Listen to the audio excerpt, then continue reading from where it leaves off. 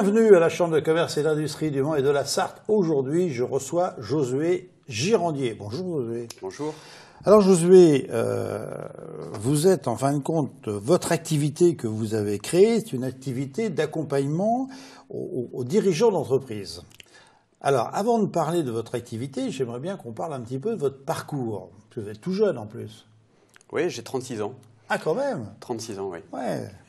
Alors depuis, sur les 15 dernières années, rapidement, Ouais. j'ai démarré juste après le bac par faire une école de théâtre sur Paris, puisque c'était voilà, l'étoile que je voyais plus loin. Et puis à un moment donné, pour diverses raisons, je suis revenu finalement dans des études plus classiques et j'ai passé une maîtrise de gestion commerciale et marketing pour une activité derrière, pour travailler dans le monde des PME. D'accord. Et puis en parallèle de ça, j'ai également continué de faire des formations sur l'art du conte, puisque je suis passionné finalement par un certain nombre de choses, mais notamment l'art de raconter des histoires. Et puis, suite à ça, j'ai parcouru pendant 10 ans un certain nombre d'entreprises, principalement dans des fonctions commerciales. Et suite à ça, eh bien, effectivement, il y a un an maintenant, j'ai décidé de me mettre à mon compte, de me lancer autour d'une activité d'accompagnement des PME. Donc là, vous créez votre entreprise. Qu'est-ce que vous y faites exactement donc ? Alors aujourd'hui, mon activité consiste à accompagner les entreprises, principalement, sur le design et le management de l'expérience client. Le design ? Pourquoi le design ? Alors pourquoi le design ? Parce que finalement, la démarche du designer est très intéressante pour travailler ensuite des stratégies d'entreprise. La démarche du design est toujours basée, centrée sur l'utilisateur d'un produit. Un designer qui va travailler sur une tasse va d'abord observer les futurs utilisateurs. Et ce point de départ-là est extrêmement intéressant pour travailler une stratégie d'entreprise, mettre au cœur des préoccupations de l'entreprise le client, et donc avoir une connaissance, je dis souvent chirurgicale, des comportements des clients, de leurs habitudes, de leur sociologie, de leurs attentes cachées, puisque finalement, les 3/4 de ses propres attentes, on ne les connaît pas. Et donc voilà, ma démarche est partie de ça. Mais alors, toutes les entreprises n'ont pas forcément besoin de design. Alors, c'est la méthodologie du design. C'est pas le design en tant que tel, mais c'est la méthode du design que j'utilise pour travailler des stratégies d'entreprise et travailler plus précisément ce qu'on appelle l'expérience client. D'accord. Pour vous dire un petit peu plus, qu'est-ce que l'expérience client ? Oui. L'expérience client, finalement, dès le premier jour où une entreprise est créée, elle commence à faire vivre des choses à ses prospects et à ses clients. C'est l'ensemble des interactions que va vivre un client, un prospect avec une entreprise. C'est lorsqu'il appelle et qu'il a la secrétaire au téléphone. C'est lorsqu'il voit une publicité. C'est lorsqu'il reçoit un devis. Donc toutes ces micro-interactions lui fait vivre un ensemble d'expériences. Et de là, il va avoir un ressenti plutôt positif ou négatif, conscient ou inconscient, de ce qu'il vit avec une entreprise. Et c'est de la qualité de l'expérience client qui va faire qu'il va consommer plus ou moins, en parler ou pas, recommander ou pas l'entreprise, être fidèle ou pas.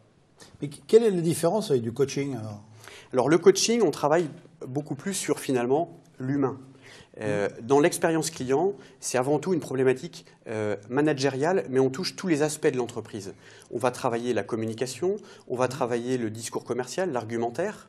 On peut même travailler sur ce que j'appelle le design de service. Quand on crée un service, on va le ciseler, le designer, comme on pourrait designer un objet.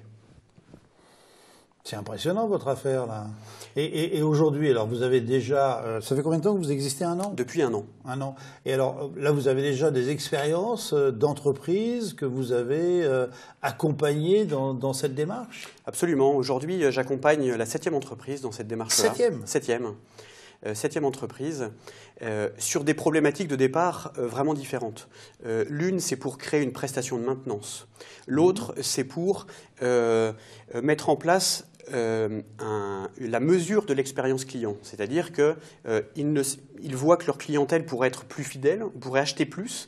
Et donc, on va mettre en place des indicateurs de mesure de la qualité de ce qu'ils font vivre à leurs clients. Je travaille également pour une entreprise, pour un restaurant, où en fait on va réfléchir à comment agencer l'espace intérieur et sur toute la stratégie de communication. Et donc, pour pouvoir travailler, par exemple, l'agencement du restaurant, eh bien, on va se rapprocher des clients, de la cible de clientèle, et on va identifier ce qu'ils auront envie de vivre avec ce restaurant-là. Donc ça veut dire que vous allez jusqu'à, par exemple, la vaisselle, la décoration de la nappe, les serviettes, ou ce genre de choses. Donc, absolument. Vous allez très en profondeur. Enfin. Absolument. Là, je fais intervenir... pour le coup, des designers, par exemple, pour travailler, lorsqu'on rentre dans la mise en œuvre, mon action, elle part dans un premier temps sur une phase d'étude et d'analyse des clients. Donc, je rencontre les clients de mes clients, je fais des focus group ou des interviews individuelles où j'analyse tout ce que me racontent les clients. Je les fais parler au travers d'un certain nombre de méthodes. La deuxième phase consiste, avec mes clients, à travailler au travers de séances de créativité pour aller chercher un maximum d'idées autour de la problématique qui est traitée. Et puis ensuite, on rentre dans une démarche d'innovation classique où on va, à partir d'une quantité d'idées apportées, on va sélectionner celles qui peuvent représenter les idées pépites. Et puis ensuite, eh bien, on va rentrer dans une phase de faisabilité, de développement, de test, de lancement. Alors, est-ce que dans tout ça, vous vous accompagnez avec, je vais dire, tout ce qui touche autour des TIC, du web et ainsi de suite? Voilà. Ma prestation, c'est d'être finalement un accompagnant et un pilote, et ensuite je fais intervenir des professionnels spécialistes de différents domaines qu'on va activer au besoin.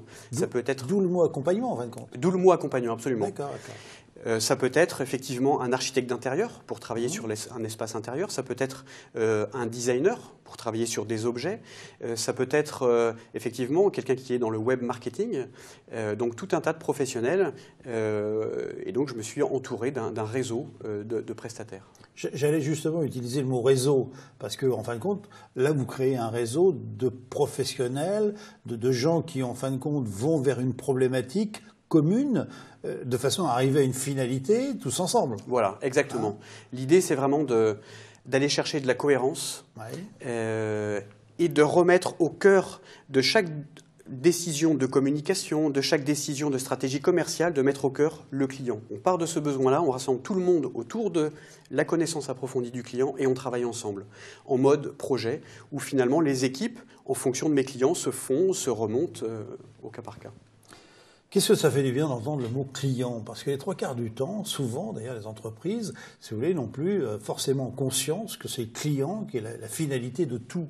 Et là, en fin de compte, vous êtes complètement dans la démarche, d'abord, qualitative auprès du client, de façon à ce on réponde à son attente. Et je crois que c'est le commerce de demain, ça. Absolument, c'est le commerce de demain.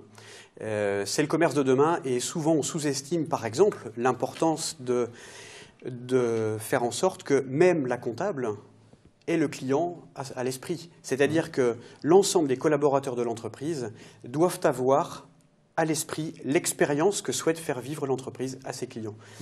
C'est un enjeu, c'est l'enjeu majeur des entreprises pour demain. Et je crois que cette notion d'expérience client, je compare ça à un deuxième métier pour l'entreprise. Une entreprise, finalement, a deux métiers. Son métier de base, fabriquer un produit, proposer une prestation. Et son deuxième bloc, c'est l'expérience client qu'elle va vendre. Et l'intérêt de ça, c'est d'augmenter la valeur que perçoit le client de l'entreprise, du service. Et c'est un levier aujourd'hui majeur de croissance pour les entreprises. Alors c'est certain que... je crois qu'on est dans une autre phase, là, en quelque sorte, si vous voulez, un petit peu nouvelle. Je crois qu'on prend conscience que le client est intelligent. Ce n'est plus un panier moyen qui se balade dans un rayon ou quoi que ce soit. Aujourd'hui, le consommateur, c'est quelqu'un qui, en fin de compte, qui sait ce qu'il veut et qui a tellement de possibilités de pouvoir, je vais dire, acheter ou sur Internet ou dans une boutique. Et s'il a envie de venir effectivement dans une boutique, il faut qu'il soit reçu avec tous les honneurs qui lui est dû. Absolument. Et la difficulté, elle est là aussi, c'est que le client, finalement, il ne va pas savoir exprimer ce qu'il souhaite. Très souvent, il ne sait pas l'exprimer. Donc, il faut passer par un certain nombre de subterfuges pour essayer de comprendre ce qu'on va lui faire vivre. Et je vous prends une anecdote. J'étais, il y a peu de temps, avec le dirigeant de l'entreprise Célio, qui fabrique du mobilier pour des chambres pour adultes. Entreprise qui a 60 ans. Et finalement, ils pensaient tout connaître de leurs clients. Ils ont fait une étude, on s'est rapproché de leurs clients. Et qu'est-ce qu'ils ont identifié? Ils se sont rendus compte que dans le processus d'achat de leurs clients, Au moment où leurs clients viennent dans leur showroom, dans la phase d'achat, eh bien, ça n'est pas pour chercher de l'information, c'est pour être séduit. Or, comme toute grande marque, ils avaient mis de la PLV, donc de la signalétique partout. Or, c'était contre-productif. Ils ont identifié qu'ils cherchaient juste à être séduits. Donc, on va aller chercher des choses de bon sens, mais qui viennent du client. Ce sont des choses simples, mais auxquelles on n'a pas accès quand on ne va pas vraiment très proche du client. Et c'est là aussi tout l'intérêt de l'œil extérieur, c'est-à-dire que très souvent, si ce sont mes clients qui se rapprochent de leurs propres clients, il y a un biais puisqu'il y a déjà une relation commerciale et donc on n'a pas les informations que l'on souhaite. Josué, dans le cadre du théâtre, parce que vous avez fait du théâtre pendant un certain nombre d'années, qu'est-ce que ça vous a apporté par rapport à votre expérience d'aujourd'hui? Je crois que c'est une façon de voir les choses. Et notamment de prendre conscience qu'au sein des entreprises, ce sont avant tout des humains et que les clients sont des humains aussi et que au-delà finalement de toutes les grandes théories marketing et commerciales, il faut se rappeler que l'humain est au cœur de tout ça. Et je crois que ça, c'est un premier point. Et le deuxième point, c'est que je suis passionné par l'histoire des entreprises. Les entreprises ont des histoires à raconter. Vous n'êtes pas tout seul, hein? Je suis pas tout seul. Qu'est-ce que je fais depuis plusieurs années? Absolument, absolument. Et c'est extraordinaire ce sont des actifs, c'est un actif que l'histoire d'une entreprise, qui sont souvent assez peu exploités, mais qui peuvent constituer un levier extrêmement intéressant parce que ça apporte du sens et de la valeur aux clients de l'entreprise. Parlez-moi de l'avenir, comment vous voyez les choses? Alors l'avenir, je pense que cette notion d'expérience client, on en est qu'au tout départ, puisque nous rentrons très clairement. Après une économie du service, on rentre dans l'économie de l'expérience et les gens, aujourd'hui, vont acheter des expériences. La difficulté, c'est que c'est un discours qui n'est pas audible encore par tout le monde. Il faut sensibiliser, il faut former, mais on y vient. Et donc, je vois l'avenir plutôt positivement. Et la petite anecdote, c'est que mon activité est née en réalité de réflexions liées à la crise économique qu'on connaît depuis longtemps. Et tout est parti de là.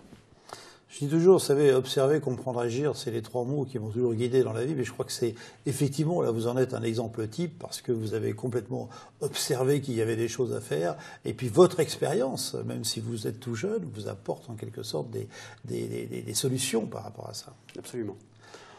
Ok, bah écoutez, Josué, un grand merci en tout cas, parce que j'ai trouvé cette interview très intéressant, parce que c'est un métier, comme vous dites, la crise, vous savez, bon, c'est vrai qu'on est tous en train de dire la crise, oui, mais d'un autre côté, ça apporte aussi des émergences nouvelles. Vous êtes d'accord avec moi? Absolument, c'est, je pense, on est dans un sas d'opportunités pour demain, oui. En tout cas, merci beaucoup. Merci. Avec plaisir, merci à vous. Et puis nous, bah, on se retrouve la semaine prochaine, bien sûr. Au revoir.